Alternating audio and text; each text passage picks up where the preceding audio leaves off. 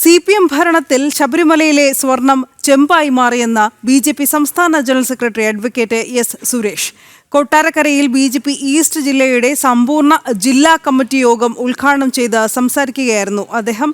ശബരിമലയിലെ ക്രമക്കേടുകൾ സംബന്ധിച്ച മാധ്യമങ്ങളിലൂടെ വന്നുകൊണ്ടിരിക്കുന്ന വാർത്തകൾ കണ്ട് കേരള ജനത ഞെട്ടിയിരിക്കുകയാണ്.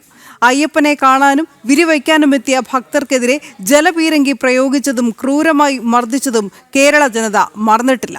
അത് മറക്കാനായിട്ടാണ് പമ്പയിൽ ആഗോള അയ്യപ്പ സംഗമം എന്ന നാടകം സർക്കാർ നടത്തിയത്. എന്നാൽ യഥാർത്ഥ ഭക്തന്മാരുടെ യോഗമായി പന്തളത്ത് നടന്ന ശബരിമല സംരക്ഷണ സംഗമം മാറിയതിന്റെ ഉദാഹരണമാണ് എത്തിയ ഭക്തജന സഞ്ചയമെന്നും അദ്ദേഹം പറഞ്ഞു. ശബരിമലയെയും ഹിന്ദു വിശ്വാസികളെയും ഇത്രയും ക്രൂരമായിട്ട് പീഡിപ്പിച്ച് അവിടെ സന്നിധാനത്ത് വിരിവെക്കാൻ വരുന്ന അയ്യപ്പ ഭക്തന്മാരുടെ പുറത്തേക്ക് വലിയ ഫോഴ്സിൽ വെള്ളം അടിച്ച് അവരെ അടിച്ചോടിച്ച് തെരുവിലിട്ട് മർദ്ദിച്ച് തല തല്ലിപ്പൊട്ടിച്ച് ഇരുമുടിക്കെട്ടുകൾ വലിച്ചെറിഞ്ഞ്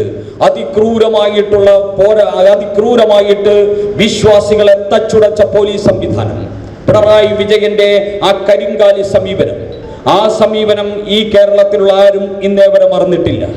അത് മറക്കാൻ വേണ്ടിയും അതൊക്കെ മാറ്റാൻ വേണ്ടിയുമാണ് ഒരു അഭ്യാസം നടത്തിയത് പമ്പയിൽ. പാർട്ടിക്കാരന്മാർ, ഒരു ലോക്കൽ കമ്മിറ്റിയിലെ പാർട്ടിക്കാരന്മാർ വന്നിരുന്നെങ്കിൽ ഒരു 10-500 പേർ വന്നിരുന്നേനെ.